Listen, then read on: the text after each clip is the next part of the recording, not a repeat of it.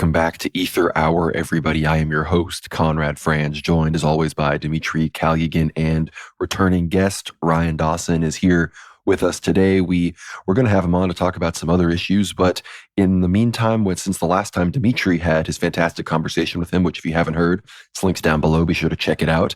Some pretty big things have happened in the Epstein sphere of things regarding Donald Trump, Ghislaine Maxwell, some big revelations, the Attorney General, all sorts of things like that. So we thought we'd have him back on to break down the latest revelations and really explore perhaps where this story is going to take us. So Dimitri, how are you doing? It's good to have Ryan back after y'all's fantastic conversation together a few months ago.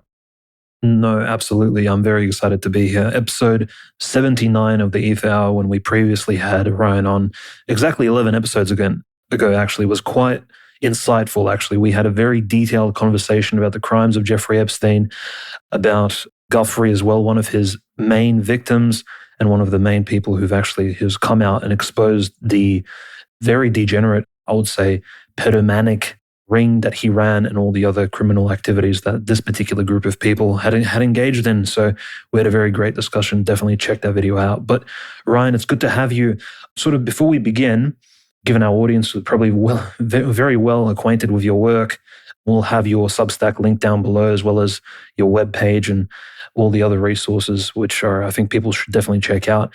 There's been a lot of revelations over the last 2 months or so, especially from this Trump administration, who has promised to release the so-called Epstein file, whatever that amorphous term is. Now, you've probably heard the words Epstein file before. What do you believe they had in mind when they were referencing it, especially the FBI director, Pam Bondi, the Attorney General, Dan Bongino as well, these popular personalities surrounding the Trump administration? When they were saying Epstein file, what do you think they had in mind, and why do you think it wasn't released, or at least at the moment it's still in this purgatory phase? I think when Patel and Bondi and Dan were talking about the Epstein file, this was all before they were actually in government and were privy to see anything. And they were just going off of Twitstorians or whatever. And they just thought there would be like a client list, like all the names in a notebook or something of all the Johns, which doesn't exist. I mean, I made one, but it didn't exist in the way of like, oh, they opened up a safe and there it is. He wrote down all the names of all the people that he was involved with white collar crime and blackmail. Like nobody in organized crime or intelligence would ever do that. And this kind of list mentality is because there is a black book and flight logs that have a bunch of people's names, which doesn't imply guilt. I mean, the black book, especially, just anybody they knew ever is in a black book. Flight logs, it's like, yeah, okay, you're flying around on a plane with a guy, but that doesn't mean you're a child rapist or anything like that. It just means you knew them well enough to, fly somewhere with them. No big deal. But they're like, oh, now next is going to be the list of perverts. Like, they're not going to write that down. Are you insane? That didn't happen.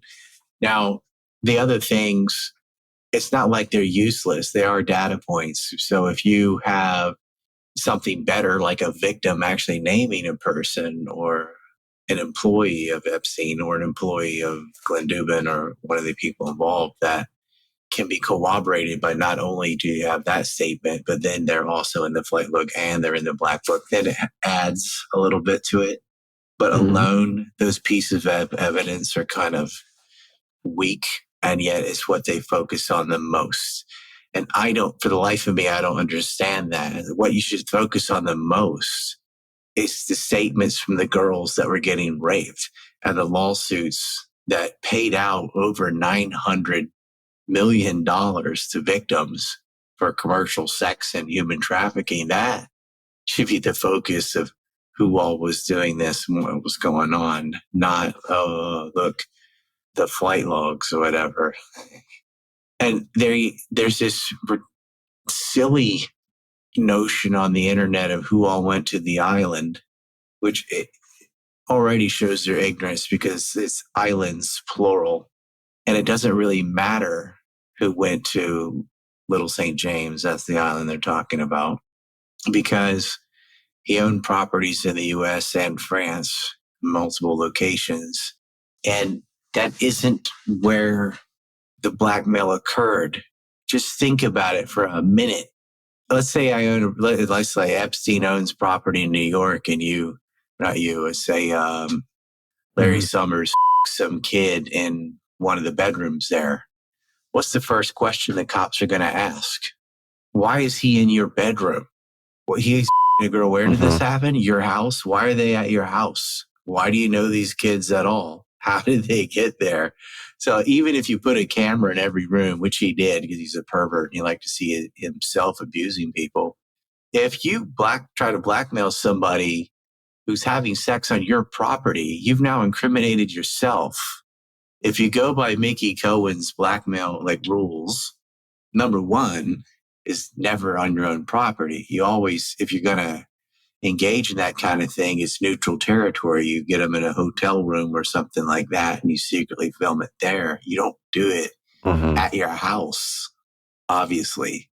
Rule number two is you don't ever photograph or video yourself with the honeys, with the honey traps, because then you're implicating yourself. And why do you even know these people? Da, da, da. And Maxwell and Epstein broke both of those rules when they took that Polaroid in Maxwell's house with Virginia Roberts and Prince Andrew, because Maxwell's standing in the photo with Andrew and Virginia, and Epstein's reflection is in the window from the flash from the camera. So that's on her property, and it's with one of the honeys. So these people are not, they were professional, but they got a bit too John Gotti, too arrogant. You are stupid to take photographs of a crime, and you're really stupid to let it occur on your own property. And so when all these Johns are saying, well, I never went to the island, so that was a place for people who are already deeply compromised went and could play because it was too far gone to turn around. Most of the kiddie feeling and blackmail happened in hotels or happened on the John's property, never on Epstein's, because that's unusable. The best you could do by, getting them in Florida or in New York or New Mexico or Paris or Ohio would, if you're kind of grooming the Johns, say, oh yeah, I have a masseuse. And you think you're getting a massage and it escalates a bit, you go, whatever. And maybe you could try and get a relationship going. Maybe you could try and rope them into exchange communications, because then you'd have text messages between the person you're targeting and one of the girls or two of the girls or whatever it is. And you could compromise them that way. But if you're going to videotape a sex act, that cannot occur on your property. And that is so stupid. And the people saying this stuff just never thought about it very long. But the police are going to ask you where this happened and why it's in your room or in your bathroom, whatever. So you can't do that. That's why they are honest. A lot of these people I never went to the island or I never went to Palm Beach. Probably didn't. So what? That doesn't get you off the hook at all. Yeah, and it's this sort, like you mentioned in the previous episode, people you start believing, oh, Tom Hanks and everyone he knew was going down to this island and this was all happening and there's all tapes of it everywhere and Trump's going to post it. It's hold on. What, there's so much impossibility. You can hate Tom something Hanks for some, because of whatever, but he had nothing to do with Epstein. What QAnon are the dumbest thing since loose change. They took a Saturday Night Live clip of Tom Hanks. It's one of those child pageants where he was an overzealous father that would cheat to get his kid to win or whatever. And they clipped it up and acted like this is Tom Hanks. He's into child pageantry. It's from Saturday Night Live. And on all these lists that they keep releasing fake lists on Twitter. And then Tom Hanks and DiCaprio and a bunch of people's names are on the list because it's celebrities and that's sexy. And Tom Hanks is a little weird. Leo does date him young. So that's oh yeah, it's believable. Yeah. The Epstein client, Epstein doesn't give a about Tom Hanks. Tom Hanks does not have huge political power. They were spying on U.S. science and technology. That's what they're supposed to be doing. and they would target billionaires. Even a millionaire is not really worth their time. When you're using Wexner Bronfman money, you better be going after Bill Gates and people like that. And they did. It not Cameron Diaz. Like, who cares? I think everyone found the Stephen Hawking connection the most humorous, but the celebrity distractions are fundamentally, not only again are they, people use them to get clicks because of, normies want to hear about Leonardo DiCaprio and Tom Hanks, but it also conveniently poisons the well for the real investigators like you. But you also mentioned, Prince Andrew, the videos of him at Epstein's, apartment in these places, he was not there. Like people think, we got Andrew, he was post raping a child, like right there in that video. It's like, no, he was probably there to discuss, some kind of leverage, or the Epstein had him there for, some kind of purpose to do something they were discussing, perhaps influence. They would sit there and get foot massages and stuff, which is creepy, but not illegal. But again, he could bang a girl on his property, but you can't use that at all. Like he could just do it because he's been doing it. They've already got him, so he might as well continue. But no, and he did not go there to tell him in person they can't be friends anymore. He went there because he was part of the you got out of jail celebration. That interview Andrew did was the best unintentional comedy in a long time. Saying he can't sweat and he doesn't hug and stuff like that. He's a horrible liar. Yeah. I know Eric Weinstein said nobody's that stupid, and I have to disagree. People are absolutely that stupid. You mentioned Virginia Roberts earlier, and she's sort of where we wanted to start, I guess, with some of these latest revelations in news when it comes to Trump and his sort of connection. And Trump, again, very bizarrely, I don't understand why he felt the need to talk about this. Now, she said Trump never, as far as she knew, messed with kids. Oh, yeah. I believe at this point that Trump, there's no tape of Trump or there's no evidence of that because they likely would have already used it. But I'm just wondering from your perspective, yeah, but Trump definitely knew coming out what Epstein and Maxwell were doing. Well, yeah, I'm wondering why, in the midst of all of this is the Trump worst PR moment for his base Trump's ever experienced with his Epstein connection. Why did he come out and say that he sort of completely debunked this kind of Trump sycophant narrative that, Trump stopped being friends with Epstein because he found out he was a creep? Trump threw cold water on that and said, no, I actually only stopped being friends with Epstein because he was poaching my employees, one of whom was masseuse Virginia Roberts. That just seems like why would he say that? That seems like one of the worst things he could have said. I don't think he did say one of whom was Virginia Roberts. It was just implied that must be who he was talking about. However, he didn't allow Epstein on his properties, but Maxwell could still go on his properties. And it was Maxwell that recruited Virginia Roberts. They said by the spa. She did work at the spa, but she actually got her by the tennis courts because I remember Virginia saying it. I don't know if that's too autistic, but she had a book about massaging that she was carrying with her. She had left the spa. She's by the tennis court, and Maxwell noticed her. And she's an older lady, British accent, didn't seem like a child molesting pervert, Oh, yeah, I know a guy, and he'll give you money, and you can practice it. They groomed her. And this is a girl who had already been abused by another older man before Epstein, that she's kind of broken to begin with. Why is someone that young working in Mar-a-Lago? I don't know. But apparently her dad worked for Trump too. But he was poaching employees. So it's Epstein can't do that. But his little cohort is going around doing it. Trump just needs to keep his mouth shut. He is so bad. He absolutely had a falling out with Epstein over a real estate deal. He did not give a damn what Epstein did with little kids. He joked about it. He likes them kind of young. The timeline does not start with him poaching employees or when Virginia got scooped up. It starts with what's his name, Abe Gosman's property that used to be Wexner's, and Wexner was trying to buy it back. Let me explain this because nobody gets this. Trump did not have enough money to outbid Wexner. He was using money from this Russian guy, also named Dmitry, by the way. That was fronting him the money. And the reason Dmitry was doing this is he was going through a brutal divorce and he didn't want his wife to get half his shit. And so he was going to have Trump buy the property until the divorce settlement through, and she couldn't steal it. And then after that, buy it from Trump, which is really his own money. So he fronted it, and that's exactly what he did. Trump ended up just barely outbidding Wexner on a fire sale. It was like 40 million or something. It wasn't his. And then Dmitry buys it for about 95 million. So Trump made a nice profit. But so did Dmitry, because if Trump had not done it, his wife would have ended up with it anyway, and whatever. So this guy was dumping his money in all kinds of assets and things, even at a loss, just to prevent her from taking things and then going around and getting it, scooping it back up. And Wexner was doing the same stuff. Like one of the ways that Wexner would pay people was through gifting. There's a thing called grat.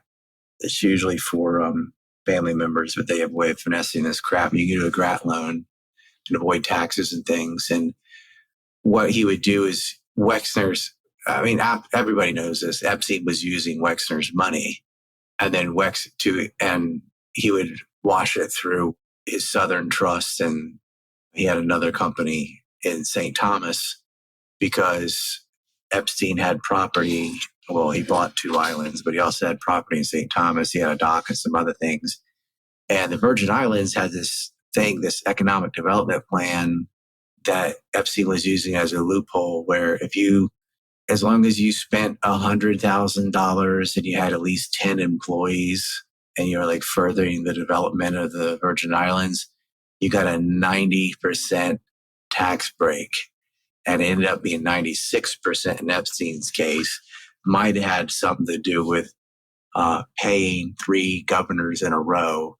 Well, he didn't pay the governor. He would pay the first lady. So, for example, he put Cecil DeYoung on a $200,000 a year salary to manage his office in St. Thomas.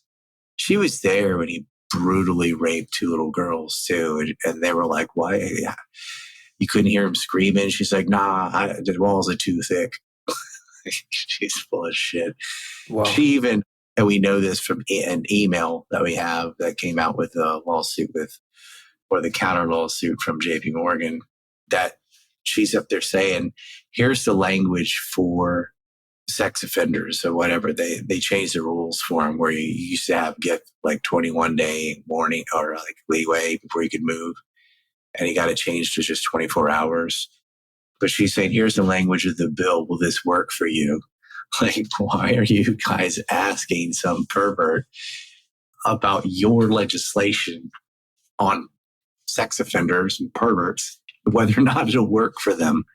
But yeah, he had half the damn government on his payroll, which allowed him to avoid taxes. Now he could just take someone else's money and they move money around, and that is money laundering, and avoid the tax. And then Wexner would pay him by gifting him a house. Right. He basically did in New York. Now, here's the thing people don't know. Another way he paid him was they set up a company. There's only 3 people on it. One was Wexner, one was Epstein, to develop New Albany, Ohio. Not Albany, New York, New Albany, Ohio. It was like a Jewish neighborhood they built. And Epstein bought one of the houses there, $3.5 million. And then the company that he and Wexner were on bought it from Epstein for $6 million. So that was his way of Wexner paying him without paying him. He's like, oh, I didn't pay him. He bought a house and flipped it. But he bought a house with your money and then sold it back to you for even more money. So you absolutely did pay him.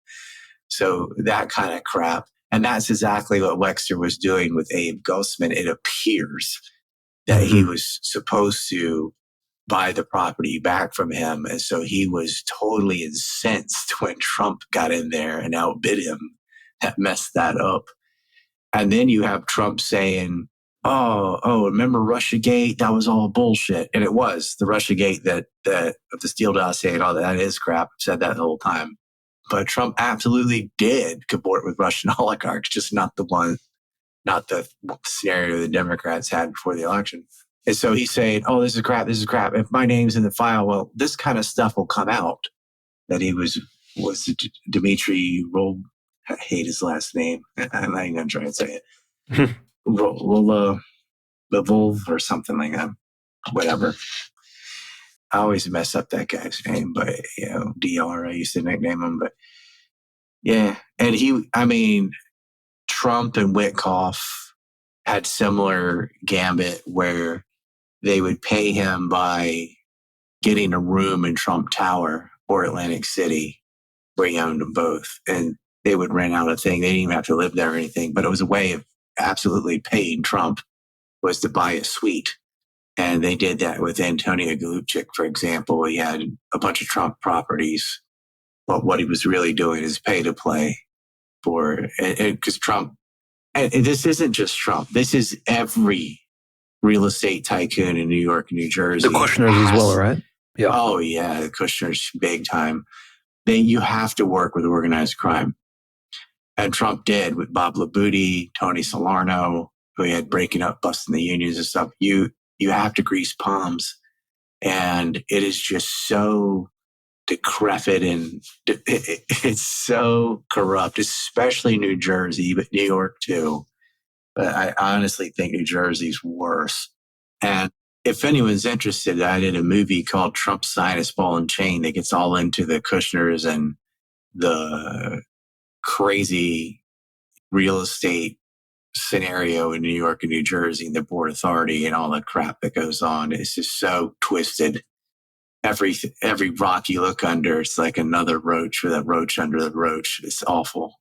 Alice in Wonderland. Well, while we're on the subject of Trump, Ryan, I had a question. So there's this journalist, again, East Coast America. Apparently, he is a very popular journalist in the US, Michael Wolff, with double F, right, at the end of Wolff. Yeah, now, I don't need to really emphasize the ethnicity. I think our dear listeners who've been following the show for long enough can already guess. Ka-ching, ka-ching. But this particular fellow seems to be Democrat, left-wing leaning, and he has recently, especially in the last month, I would say all of July, has been releasing these interviews saying, I've interviewed Epstein the most, and I've seen these Polaroids, and on the Polaroids, and these are Mr. Michael Wolff's claims. Girls bouncing exactly. On his knee. Yep, yeah, right. Sitting on Trump's knee, and they look suspiciously of a certain age, and these claims are basically outrageous. And so I had a question about Michael Wolff, your take on him, Ryan, and also your take on Steve Bannon, and how did Steve Bannon even get into an interview room with Epstein back in the day, and what was that all about? If you could maybe explain that. Yeah. They both were anti-Trump. Let's start with Michael Wolff. So he was going to be, I heard he was going to be Trump's biographer too. Oh. And he did spend a lot of time with Jeff Epstein. So of course he gets Epstein's side of the story on everything. I don't know why you believe that snake, but they're both dishonest people. I mean, Trump and Epstein lie like it's just second nature to them. But Trump is not so stupid to bounce underage topless chicks on his knee and have somebody take a Polaroid shot of it on. That's just so dumb. Trump was lecherous. He chased around the model scene, as billionaires tend to do. Not very smooth, married and cheated on all his wives 3 times. Kind of a germaphobe for real. That's not made up. If there was anything like that existed, he never would have been elected, because the other criminal gang with the Biden syndicate, which is just as Zionist, would have used it on him. Michael Wolff, if he's telling the truth, he also is of the opinion that Trump is who told the police on Epstein in 2004. And that's why it could no longer be ignored. Because when the girls said it, they ignored him. But when a billionaire says it, you got to explain something if that doesn't get any traction. He says Epstein's opinion of what Trump did. That's like, well, Epstein, if you think Trump told the cops on you and you've got Polaroids of him with topless chicks, like you should have leaked those. And yet they weren't, because I don't think those exist. Michael Wolff stutters and blinks constantly. He's got all the body language of a compulsive liar. And, you're just saying this shit right now. I don't believe him. And I hate Trump. He's a fat piece of shit that is overseeing a genocide. And I cannot say enough bad things about him, but evidence is evidence. I mean, it doesn't make any sense that you have blackmail like that on somebody and who constantly is fucking you over, threw you in jail, threw your girlfriend in jail, threw Purnell in jail. ended up getting Rainier in jail. Like all these jailings happen on Trump's president, and you don't use the blackmail. Mm-hmm. Bullshit. I mean, your back's against the wall at that point. You might as well take them down with you. They didn't have anything like that. Or you could say, oh, they had it and it's now in Tel Aviv. But he did end his war with Yemen that he never should have started. But the reason he's so pro-Israel is the same reason as all of them. I mean, it's AIPAC. It's Adelson's money. They bailed him out back in the day. He absolutely believes in that stuff. I mean, you hear him talk about Epstein. He was so out of touch with reality and so far removed from the common people that he actually said on camera, are people still talking about this Epstein stuff? That was like ages ago. You sound like Ben Shapiro. Oh, well, who cares about JFK? Everyone? Hey, how could you be that divorced from reality that you think Epstein, who cares? What? It's that there is nothing of more interest to the public. Even JFK, which is, in my mind, a much bigger event. No, everyone cares about Epstein and the child rape. That's the number one issue, is they thought you were going to get some kind of justice on that. They didn't even hope for it with Biden. Like, all 4 years Biden was president, nobody even bothered them with it because they're like, that's never going to happen. They're mad because they thought Trump might, and he ain't. But they thought, oh yeah, he'll do it. He's MAGA. He's America first.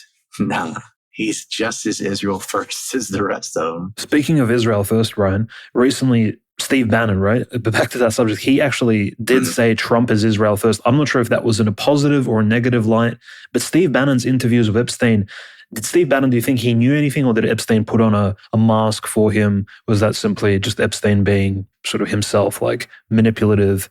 And most likely Steve Bannon doesn't actually know any more than, say, yourself. What do you think is the backstory there?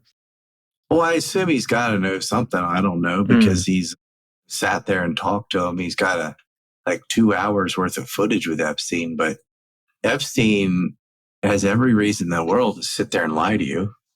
Of course he doesn't like Trump, especially if he was of the opinion that Trump threw him under the bus like that. But then they were best friends for like 6 years and then not. So something big happened, and it was not because he was poaching employees.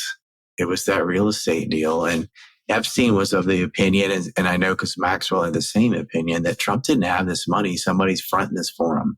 Who is it? Yeah, it's pretty easy to figure out once he sells the property in a couple of years, like, oh, that's who it was. And if you know about that guy's divorce, and he did this in several other areas, like that's absolutely what was going on. Yeah, so like Bannon has to know something. I thought it would, the timing of this leather-bound book with the birthday card was something. It ends up in I think it was the Wall Street Journal. But I had heard about that book a few years ago. It's a leather book with a bunch of different. So who did the book belong to, famous Ryan? People. Well, it's Epstein's like 50th birthday present. So a bunch of people wrote him like weird notes and cards. Glenn organized it. And so they're like, she had him like, hey, write him a note. So it was in this book, right? He's going to be 50. And so they all just wrote weird, perverted stuff. Oh, wow. And, either Trump did or someone signed his name for him or whatever, but his signature is like the pubic hair. Now, yeah, Maxwell could have done that. She could have drawn a picture and signed it Donald Trump or whatever, because what would be easier, going around and getting all these people Epstein knew to write him notes, or just write it yourself and say, yeah, hey, I don't know, some of them are real, some not, but is it out of character for Trump to draw like a naked woman and sign his name where the pubic hair is? Well, I don't think any of us can answer that, because it seems out of character. We don't know the real him. He's a politician. He's kind of a pervert. I can see him doing that. He definitely went after like Karen McDougal and Stormy Daniels, like whatever that story is. Why do you even know a porn star? Like, you know what I mean? Like, do you know her at all? Do you talk to a porn star? Okay, well, there's only one reason you would do that. Oh yeah, I just like her company. Pervert. Like, yeah, I don't think he raped her. I think he just, she's a slut and he's chasing around porn stars, whatever. He's a cheater. He's a pervert. Like, but Yeah. So I can see him signing that and everything. But I thought that this is what's weird about that whole story. Because I've heard about this book. It is a real book. So that it's not like the whole thing's made up or anything. You could forge something, but I don't think so. I'm putting that out there to say, yeah, I could be wrong. I mean, this is what I think. I'm telling you why I think this. What I don't understand is if the Wall Street Journal, was that who it was? Or Washington Post? It was Wall Street Journal, I think. Whoever. Post. Yeah, it was the Journal. It was a journal. Okay. Yeah. So there is no way that you could have Trump's message and little picture he drew and not have all the other cards that are in the same book. And why the would you only report what allegedly Donald Trump drew and wrote and not any of the other people in the book? It's like a hit. Definitely a hit on Trump. Like you're motivated to attack Trump. You're not motivated by justice for these girls and finding out the Johns and all of Epstein's friends, because if you're in possession of the book, then you got all that stuff and you're not saying it. So you're protecting a bunch of perverts, but you'll attack Trump because you don't like him for other reasons or whatever. And that's what Trump or, someone on his team, whatever, should have said is like, well, if you have this notebook and you're saying Trump said this and he's saying I didn't do it, someone wrote my name on it, whatever. Well, what are the other names? And why didn't you report them? And they're going to have a hard time answering that. Like, oh, you only had this page or something? I don't find. You already admitted it was out of a book and it was leather. And so it's got a cover and stuff. So what's the rest of the book say? Why don't you publish that? I think someone should still ask that. It's like, well, who else is in the book? Is it all... You can only see that page. The rest are stuck together or something. Do we know who's in possession of the book as of today? Whether particular book is, either the Wall Street Journal, a journalist from there, saw it or has it. Wow. It's like, oh, here, I'll let you look at it and then give it back to me. Like, it's really weird. Like, how did you come across this? Is it now? I can tell you the way they could lie, but I don't really want to help them. But well, I'll just say that what you could say is, oh, I didn't see the book. Someone took a picture of the page of the book and I saw the picture of the page of the book. Yeah. And so it's like limited knowledge. Only saw Trump's whatever doodle. It's like, so I only saw this. But like, if you're saying, well, you must have seen the cover of the book because you already said what it is. It's a brown leather thing. I've seen it. I cannot find it anymore. Like, I remember this story already. Yeah. Pubic hair signature and everything. I remember being told that. So I think they're probably going to use the lie I just said, but hey, how do you know about this and what are the other names? And who gave you this picture? And do they have the book? Like, you can keep, pulling on that thread, and it's going to be very hard to explain why you would selectively say this name and not the rest if the whole point is to get justice and to know who these perverts are that were raping these girls. Like, you need to tell all his friends. Maybe I'm going to just say happy birthday, Epstein. But, that isn't what those messages say. It's a bunch of cryptically perverted crap because they all fucking knew what he did. That's why they nicknamed his plane Lolita Express. How do you think he got that name? It's not a real name. It kind of became the name, but they all knew it was full of kids and what he was doing. And the thing is, he's not alone. I did a series the other day on Substack. Robert Kraft, Peter Nygaard, Robert Miller, Keith Raniere, Mike Jeffries. These are 4 billionaires and 1 multimillionaire. They're all using prostitutes and child prostitutes. And in Miller's case, it was a huge conspiracy. Mike Jeffries too. Like, he had co-conspirators. He had Confederates. It was like an organized thing, raping these girls, or in Jeffries' case, raping the boys. And most people never heard of Mike Jeffries is the Abercrombie and Fitch rapist. He gave them enemas and all that. It was a news story for like a day. Robert Miller at one point was the richest man in Quebec, and he raped high school girls for decades. The hockey bag, tub bandit. And you think about which made more news? A rich billionaire that raped high school and younger. His youngest victim was 11 years old, started in 1982, went on to about 2016 until his dick didn't work anymore. And then he started using toys. But which made more news? A billionaire pedophile serial rapist whose cohorts are being rounded up and thrown in prison right now, or Andrew Tate. And the accusations to the Tate brothers, which they were, at least the Romania wing of it, have been exonerated from, it was all day everybody. Everybody knows that story. Nobody knows Robert Miller unless they live in Canada. Yep. Same thing with Peter Nygaard. There's another billionaire, and he raped a bunch of girls in Winnipeg to the Bahamas and did it for decades. Didn't go to jail till he's in his 80s. It's like not even a story. And he knew Prince Andrew too. And so what Epstein was doing is not some unique thing. He didn't groom the Johns. You can't. Like, you can't make somebody like kids. You do or you don't. You know, if you're not attracted to kids, which most people aren't, then you can't force that. It's this sickness with a lot of those people I just named and some, like, this is just the culture. And you go to Bear Stearns, is not unique. Any of those financial institutions has a bunch of perverts that are so addicted to prostitution, because they have the money to just do it daily, that they just start to view women and girls as objects, like actually objectifying, not in the feminist, objectifying, like really objectifying people as in like, how much are you? That was there, that pre-existed before Epstein joined. It was already like that. They trade girls, they buy escorts, which are hookers. This is just what they do. They're sick perverts.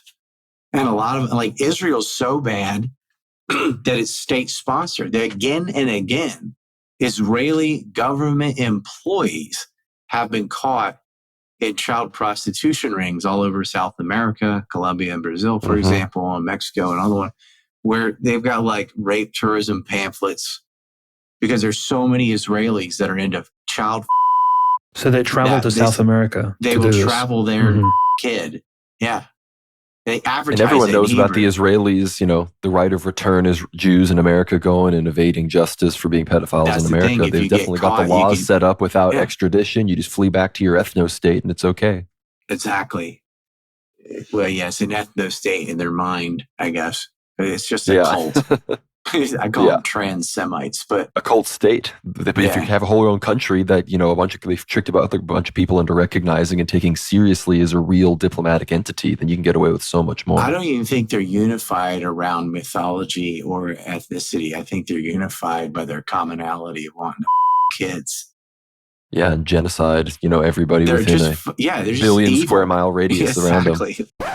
Thank you so much for listening to the free preview of this incredible Aether Hour. Be sure to get behind that paywall and get access to the full, extended, uncensored episode. We talk about some really dark, deep stuff in this episode with Ryan, but it's critical information. Get behind the paywall. We discuss the French connection with Epstein. We get into the future of Ghislaine Maxwell now that she's been moved to this lower security place. We get into how the current Israeli cabinet and government is reacting to all of this and so much more. You know, deep research into the global pedophile cabal that is run by, of course, them boys. So be sure to get behind that paywall. You don't just get access to this episode, but you also get access to, at this point, hundreds and hundreds of hours of Aether Hour content, interviews with Father Peter Heers, Cameron McGregor, Dave Riley, Abbott Trefon, so many fantastic shows, Father John Whiteford. So you really don't want to miss out.